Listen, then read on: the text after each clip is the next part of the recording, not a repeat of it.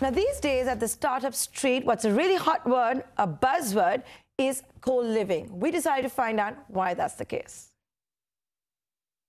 Now, we keep hearing that millennials don't like to buy cars, they don't like to buy houses.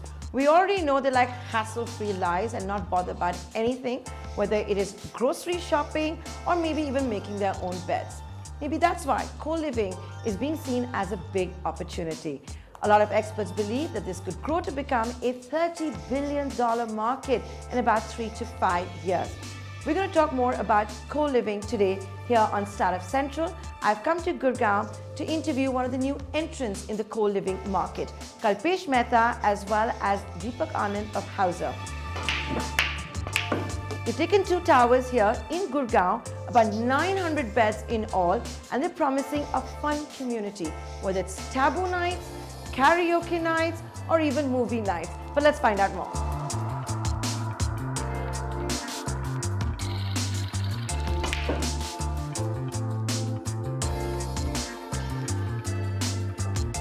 Hey, what's up? Hey. Hi, Kalpesh. Welcome. Hi, Nantara. Hi, Deepak. Nice to meet you. Nice to meet you. Cool place. Thank you. Thank you. Or you were missing your 20s, your school days, and you decided to enter this? Exactly. Midlife crisis for 2 40-year-olds. Okay. So for all our viewers, this is Kalpesh Mehta. He's one of the co-founders. This is his CEO, Deepak Anand, one of the co-founders. We're, of course, at Housr, like I told you, a co-living space. It's a pretty cool space. So we're in the lounge. We're seeing people play pool, some are playing video games. Welcome to Startup Central, gentlemen. Thanks for inviting us over here. We're clearly intruding on in the lounge where people are having a great time. Kalpesh Mehta, I'm going to begin with you. What got you into this space? You know, because for the benefit of our viewers, you've also been Donald Trump's representative for his business in India. From Trump Towers to co-living to people with very low budgets. What's going on? The market must be dead. I like to say Trump Towers is for me now. Housr is for me when I was 20. Right? Okay. So look, the starting point for the Tribeca business and this business is very same. Yeah. There's a big product gap in the market. So when you come to a young single person, they moved into a big city, all areas of their life, right? Product and quality services have gone up.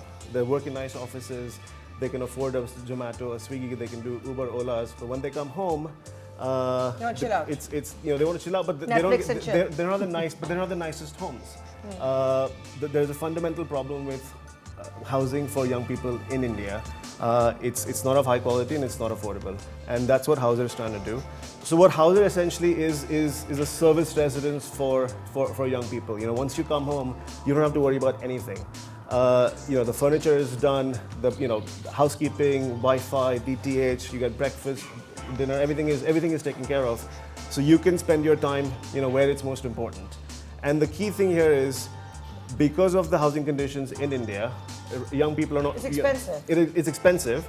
It's not of high quality, and it's a lot of hassle. So we're trying to solve all of that here. So no janjat, no hassle. Get everything in one place. Affordable, and the most important thing, it's fun, right? There are going to be 450 young kids living here, with you. So it's a like-minded people community. So when you come home, there's a buzz.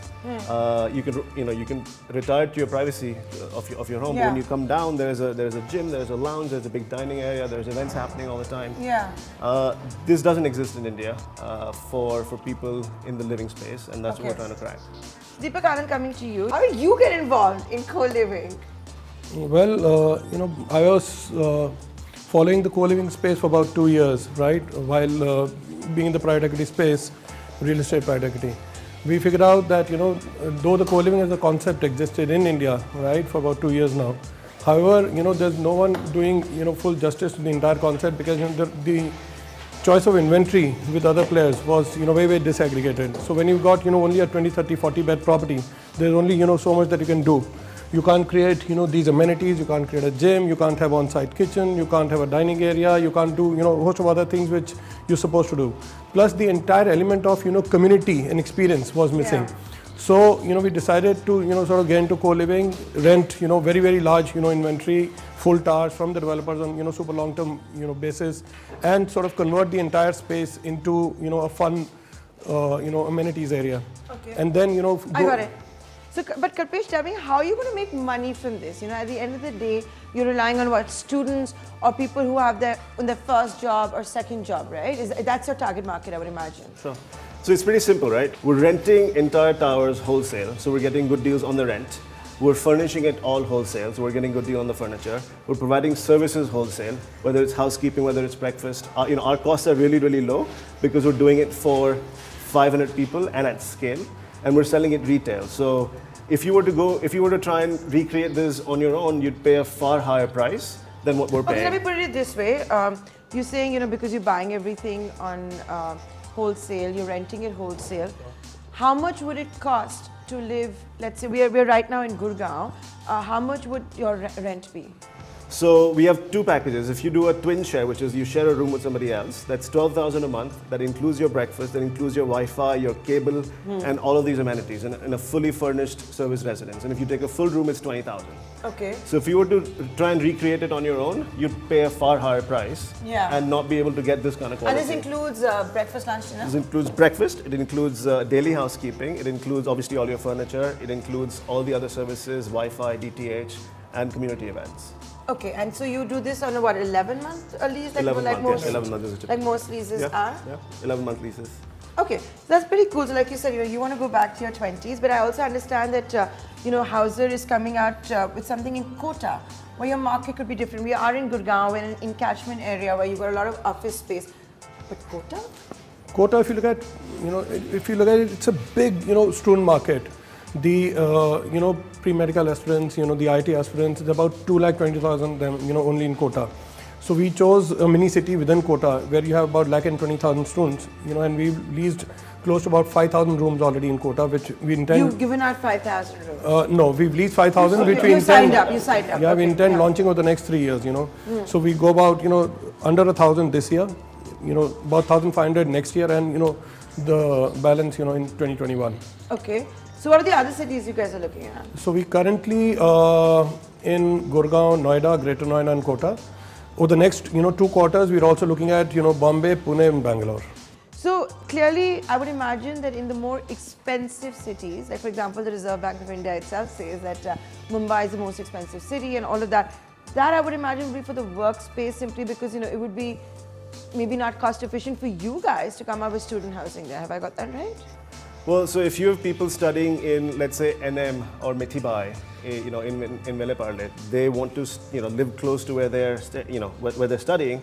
So they're paying X price right now, right? So what I want to sort of leave you with is all these people that we're targeting, they're currently staying somewhere and they're currently paying a price. What we're doing is essentially we're asking them to move into our facility at the same price, but a substantially better product because of our economies of scale. So that's, so somebody living in Veleparle is already paying 20,000 per month, a student, studying at Mithibai. They'll move into our facility, pay the same price, but get all of this, which they currently don't get. So I tell you what, folks, with that, let me ask Kalpesh and Deepak to show me these amenities they're going on talking about. What does this gym, for example, look like? And I want to see what the actual bedrooms look like, for which you have twin sharing and the other one. So let's go have a look. Let's go.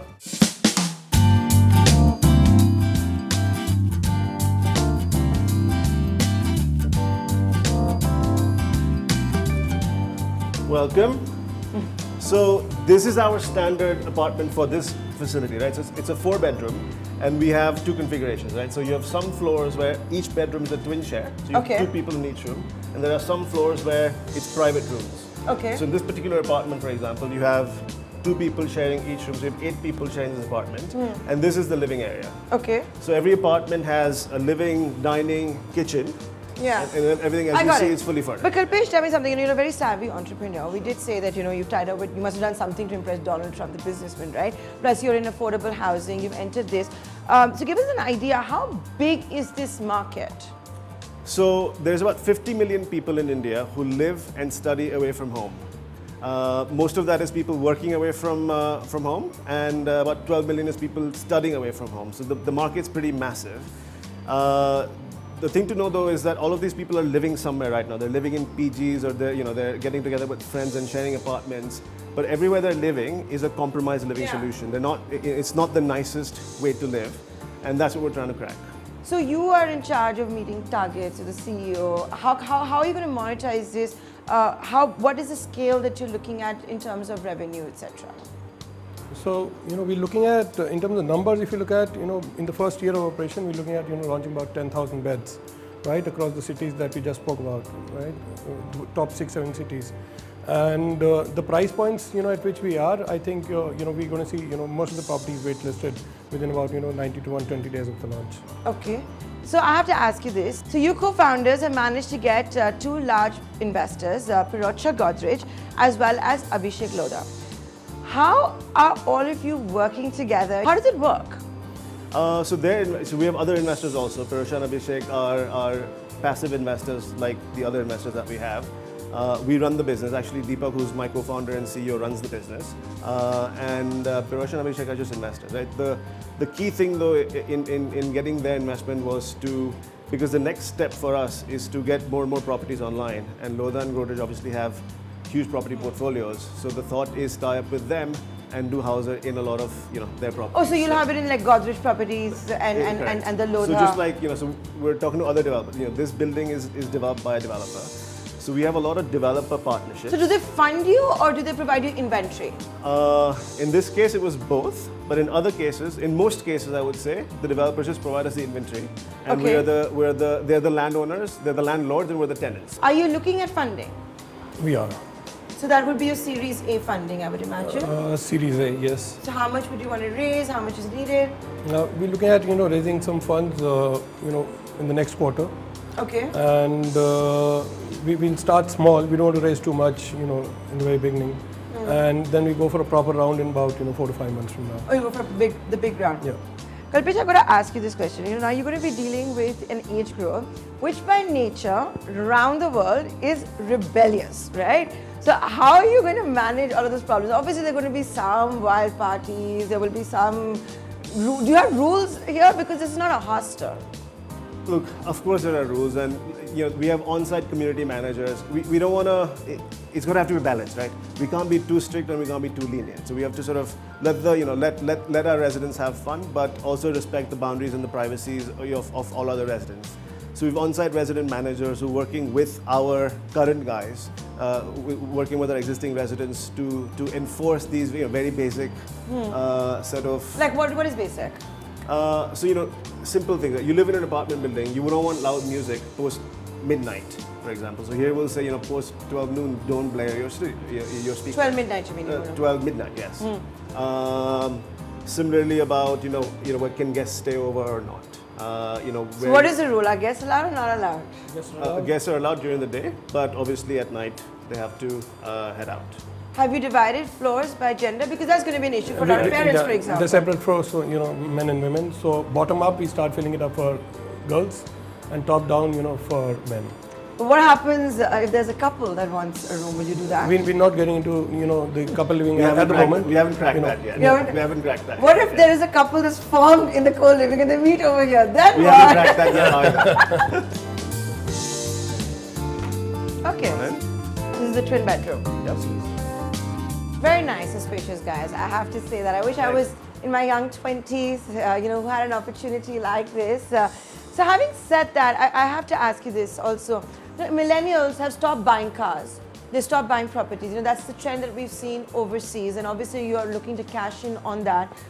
Are you one of the first would you have a first mover advantage? Are you one of the first few players to be doing this? In the aggregated market, yes. Okay.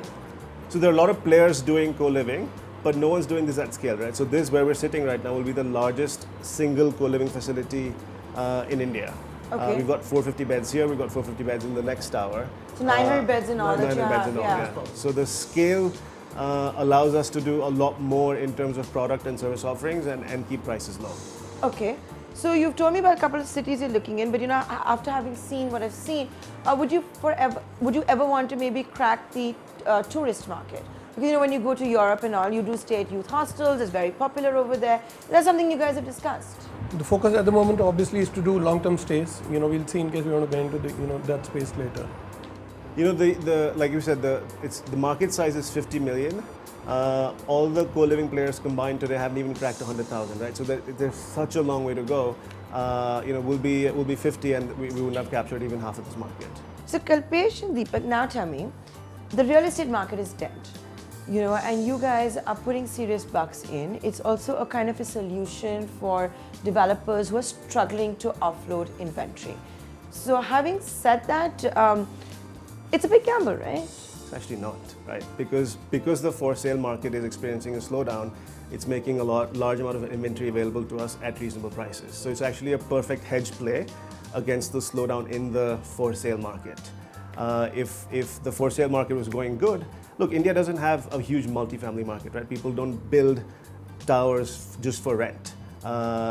We're able to get that today because stuff hasn't sold. So it's actually the perfect hedge against what you just said, which is the slowdown in the sale market. So Deepak, would you say that you hold the negotiating chip just for that reason? Because he has a build over years, perhaps not being able to sell, and you can determine the rate. At the moment, the way the market is going, yes, you get a lot of advantage, of the slowdown. Maybe going forward, what we're doing already is that we're tying up with these developers to get, build-to-suit inventory for us, where they build it to our spec, and then therefore, Builders are building?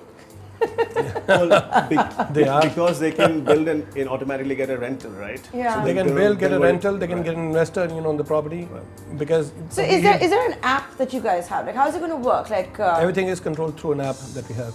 So that will be just for listing or what? No, the app is going to be, for the entire experience and living for the residents, right from booking a property to making the payments to, accessing the alliance partners to looking at the meal and to raising a ticket. Everything is controlled through an app. Okay. So if the bulb is broken, you can raise a ticket and somebody will come and fix it. If you want to sort of, pick a different meal plan, you can do it on the, on the app. But you're only offering breakfast? No, we're offering breakfast as part of the standard package, but you can always choose to have, dinners and the weekend lunches. That's the add-ons. Those are the add-ons. Those are the add-ons. So there'll be more add-ons, right? So, while we have a laundry machine in every apartment, we're also offering a laundry package. So you can choose to have that. There are a lot of value-added services you can opt in, as an exception. I'm telling you, the coolest thing we're going to do, right? Because we're going to have 100,000 of these beds across all these cities. There will always be some vacancies. So if you are, let's say, a tenant here, if you want to go to Bombay on a vacation or Bangalore on a holiday for work, you can go stay. You can use your Housr credits and stay there for free. Okay. So So you pay everything upfront? No, monthly. Monthly. So you take a security deposit, so like landlords? we do take. How much will that be? 2 months upfront and then you pay on the monthly. So only 2 months upfront and then you get to do this? Yep. And you pay month by month? You pay month by month. What if I don't like the person I'm sharing my room with? Can I change? That's a basic. Yeah, of course you can change, yeah. So you can change any time that you want? Your tenant, you can put in a request, I would imagine. Whereas, the algorithms that, the tech works on will ensure that, you don't dislike your roommate. Oh, you're going to do personality matching as well? But if you still do, you always have an option of changing it. So, I have to say this because maybe I'm not in my 20s and I'm revealing that. You keep saying young. What is young and do you have an age cap? We don't have an age cap. So 60-year-old can also come? Technically, yes, but, It's for the young at heart. But that's a good one. However old you are, so you don't have a cap at all. There's no cap, absolutely. Our TG largely is going to be 18 plus, I would imagine. Our TG largely is going to be people between, in their 20s and, mid-30s, but... So I'm going to ask you another cheeky question. The drinking age is 25 years old. Of course people are going to be drinking here. That make both of you liable. How are you going to figure that out? We don't serve. But what do they bring? You're liable, right? If they bring? They could do it in their house as well. Okay, so that's absolutely clear. Right? House is a house for them. This is not a hotel. We don't encourage, we don't provide, but it's your house and it's within the four walls of your house. You have the same freedoms as you would do if you rented a property somewhere else. Okay. We just say, you have your privacy, you have your freedoms, but you respect the privacy of the others. It's quite simple. And there would be this 11-month lease, I think you told me. So that's obviously not registered, it's not notarized. 11-month lease is on a stamp paper. On a stamp paper, right? So how is that going to work? You have to do like 900 of these over here? Simple. 2 towers, yes. Yeah. The simple standard lease. So you'll have a model lease, take it or leave it. Correct. I mean, yeah. It's a standard lease. It's a standard lease agreement that people sign. It's a simple one. Are you guys looking at private equity at all? You come from a private equity background. We're looking at a VC at the moment. Okay. How big? What? Can you share any details? As I told you, we're looking at raising a very small round at the moment. What is small? Small for you and me may be different. Sub 10 million. Sub 10 million? Yeah. And do you have any plans for an IPO or anything? It's too early, It's I know, too but early. eventually. We haven't thought about it, but eventually. yeah. I mean, it's one of the exit options, you know, 3 to Okay. 5 years out. So, you know, now that this has come up to the level it has, and I'm sure you've been showing it to a lot of people, you've invited ET now, you know, are people wanting to jump on board? Are you, what kind of interest are you getting? Immediately. So, you know, out of the 10 walk-ins that you get to the property, 4 are willing to sign up on the spot. Okay. Yeah. Let me ask you this: if you were in your mid-20s, what would you say? Would you want to jump on board or not? I'm not going to answer that question. I'm a journalist. With that, guys, thanks so much for joining us here Thank on you. Startup Central. It's been a pleasure. Thanks for inviting us. Here's wishing you all the very best. Thank you Thank so you. much.